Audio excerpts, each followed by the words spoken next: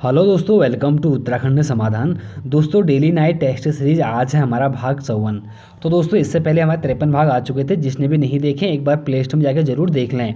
और जिसने भी हमारा टेलीग्राम ग्रुप नहीं ज्वाइन किया दोस्तों, उसको ज्वाइन कर लें, क्योंकि वहाँ पर आपको इसकी पीडीएफ मिल जाती है। तो चलो शुरू करते हैं आज के इस महत्वपूर्ण टेस्ट सीरीज को। दोस्तों, आज के प्रश्न शुरू करने से पहले एक प्रश्न में बात करेंगे।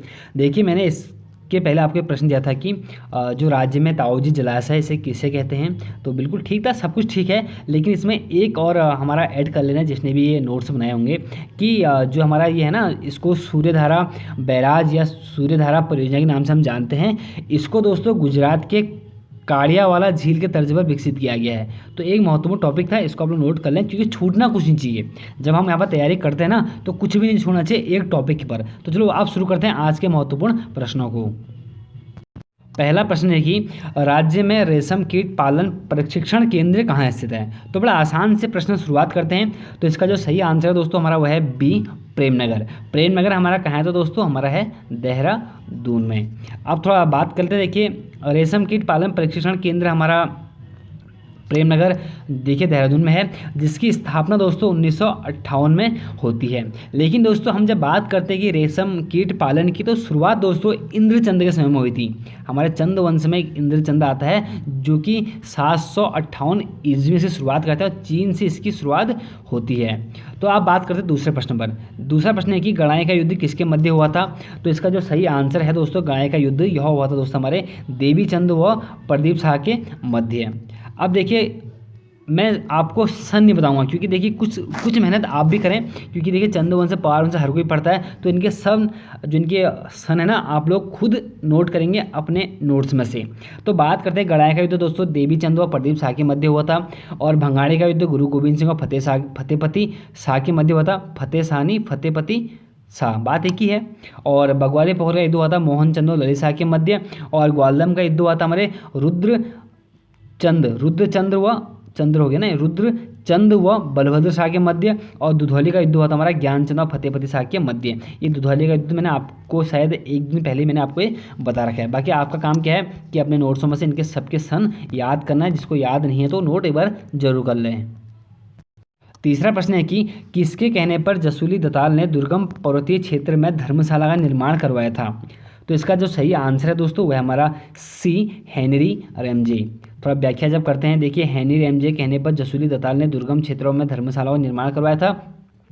और उत्तराखंड में दानवीर महिला के नाम से अगर किसी को जानते हैं तो यही हमारी जसूली दताल होती है। अब आता हमारा चौथा प्रश्न।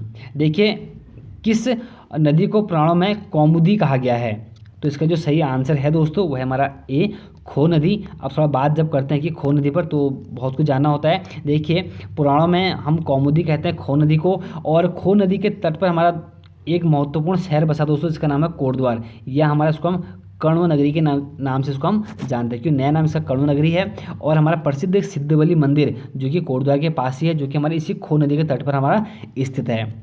अब जानते हैं कुछ महत्वपूर्ण और कि ऋग्वेद में समानवती के नाम से किसे जानते हैं। तो हम आसन नदी को जानते हैं। और कोशी को हम कौशिला के नाम से जानते हैं। गोला को गार्गी नाम से, पश्चिमी रामगंगा को रतवाहिनी के नाम से। पांचवा प्रश्न है कि देहरादून के घंटाघर का उद्घाटन किसने किया था। तो कौन व्यक्ति थे जिन्होंने देहरादून के घंटाघर का उद्घाटन किया था। तो इसका जो सही आंसर दोस्तों हमारा वो है ए, लाल बहादुर शास्त्री। देखिए, जब बात करते हैं कि देहरादून के घंटाघर का उद्घाटन लाल बहादुर शास्त्री ने किया था। और कब किया था? तो 1953 में किया था। और इस देहरादून के घंटाघर की जो न्यू जो डाली जाती है दोस्तों 1948 में डाली जाती है, लेकिन उद्घाटन हमारे लाल बहादुर शास्त्री जी ने। और जो इस घंटाघर का दोस्तों जो हमारा असली नाम है वह है बलबीर टावर, जो कि एक महत्वपूर्ण प्रश्न बन सकता है दोस्तों। और हमारा छठा प्रश्न आज का कि राज्य के किस मंदिर के बाहरी दीवारों को खजुराहो के समान काम मूर्तियाँ अंकित की गई हैं। अगर मैं आपसे इंग्लिश में बोलूँ तो सेक्स टेम्पल उत्तराखंड का कौन सा है। तो इसका जो सही आंसर है दोस्तों हमारा वह है डी, बालेश्वर मंदिर। अब थोड़ा बात करते हैं कि बालेश्वर मंदिर दोस्तों आपको पता है हमारे चंपावत में है। और देखिए, मंदिर के बाहरी दीवारों को खजुराहो के समान काम मूर्तियां अंकित की गई है। हमारे बालेश्वर मंदिर चंपावत में ही, मैंने बोल दिया कि सेक्स टेम्पल, अगर किसी को पता नहीं तो एक बार सर्च करें गूगल पर, आप लोग उसको देख सकते हैं। और उसके बाद इस मंदिर का जो निर्माण कराया था दोस्तों चंद राजाओं ने कराया था, और जो निर्माण काल मिलता दोस्तों 1272 में मिलता है। अब 1272 के समय तो हमारा चंद वंश का राजा था, हमारा थोरचंद था। हो सकता है कि थोरचंद होगा, लेकिन अगर थोरचंद ऑप्शन नहीं भी होगा तो कोई बात नहीं, लेकिन आप ध्यान रखना कि इस मंदिर का निर्माण जो हुआ था हमारे 1272 में हुआ था। और चंपावत के मंदिरों में दोस्तों, सभी मंदिरों में, चंपावत के जितने मंदिर हैं उन सभी मंदिरों में यह राज्य जिले का सर्वोत्कृष्ट मंदिर भी है। तो नोट करते चलना, बहुत ही महत्वपूर्ण प्रश्न है। सातवां प्रश्न है कि तुलसी देवी का संबंध किस जिले से है? तो इसका जो सही आंसर है दोस्तों, हमारा तुलसी देवी का जो संबंध दोस्तों वो है हमारा पिथौरागढ़ से। तो इसका डी आंसर हमारा सही होता है। देखिए जब बात करते हैं तुलसी देवी का संबंध दोस्तों पिथौरागढ़ से है, और तुलसी देवी दोस्तों वही थी जिन्होंने नारा दिया था, रो नहीं आगे बढ़ो, रो नहीं आगे बढ़ो को जो नारा दिया था तो तुलसी देवी ने ही दिया था। और इसे तुलसी देवी का जो संबंध था दोस्तों वो था हमारा भूटिया जनजाति से, जो कि एक और महत्वपूर्ण प्रश्न है। लेकिन इससे महत्वपूर्ण प्रश्न दोस्तों यह है कि कताई बुनाई केंद्र तथा ऊन गृह उद्योग समिति की स्थापना हमारे इसी तुलसी देवी के सहयोग से होती है। और राज्य में उत्तराखंड में ट्राइसेम योजना की शुरुआत दोस्तों तुलसी देवी करती है 1980 में। लेकिन दोस्तों यहाँ पर प्रश्न आपको घूम जाएगा, प्रश्न क्या बनेगा, देखिए प्रश्न बनेगा कि भारत में ग्रामीण युवाओं को स्वरोजगार हेतु प्रशिक्षण, जिसको हम ट्राइसेम के नाम से जानते हैं, यही ट्राइसेम योजना जो कि राज्य में हमारे तुलसी देवी ने शुरू की थी 1980 में। लेकिन भारत में यह योजना दोस्तों 15 अगस्त 1979 को शुरू हो गई थी। एग्जाम में पूछा भी गया है, ये ट्राइसेम वाला आपने एग्जाम में देखा होगा, पूछा गया है। और राज्य में तुलसी देवी ने 1980 में की थी। और अंगोरा ऊन प्रयोग करके रानी सॉल फैक्ट्री की स्थापना 1983 में तुलसी देवी ने ही की थी।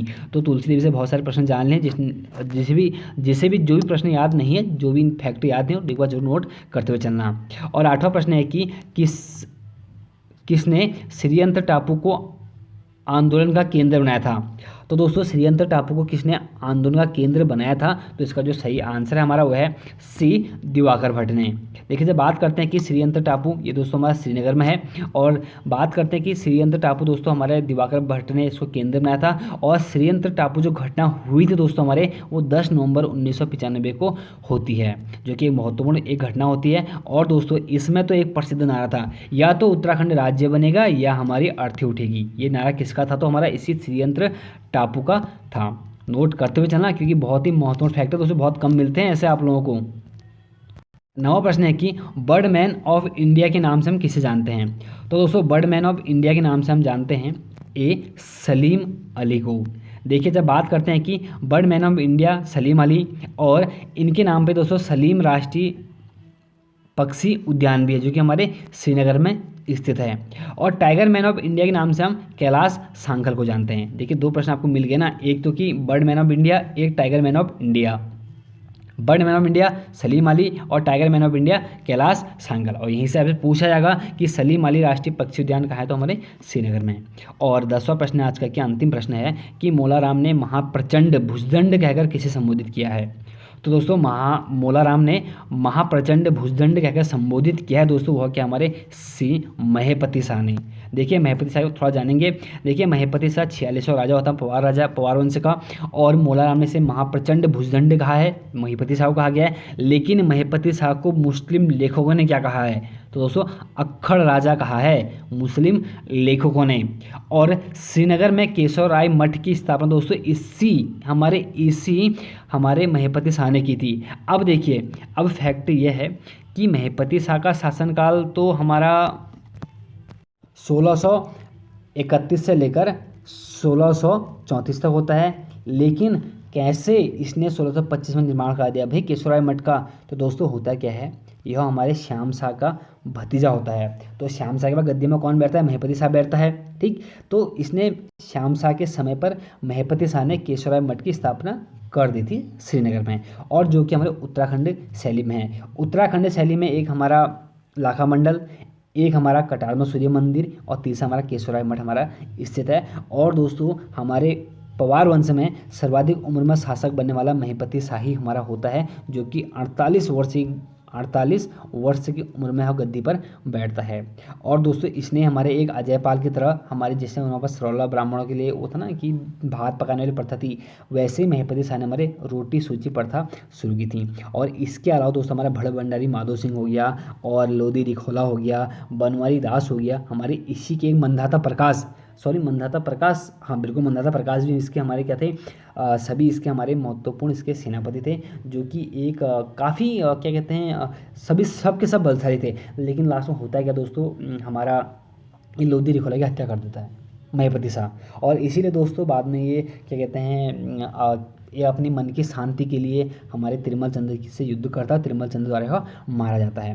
तो दोस्तों ये थे आज के 10 महत्वपूर्ण प्रश्न, बाकी साथ बनाए रखें। मिलते हैं नेक्स्ट वीडियो में। दोस्तों सपोर्ट बहुत आप लोग कम कर रहे हैं, पता नहीं अब मेरे में कमी कहाँ पर रह रही है इस वीडियो बनाने में, लेकिन अब मेरे में कमी है तो कम ही सुधारूंगा दोस्तों। बाकी भी मिलेंगे नेक्स्ट वीडियो में। जय हिंद, जय भारत।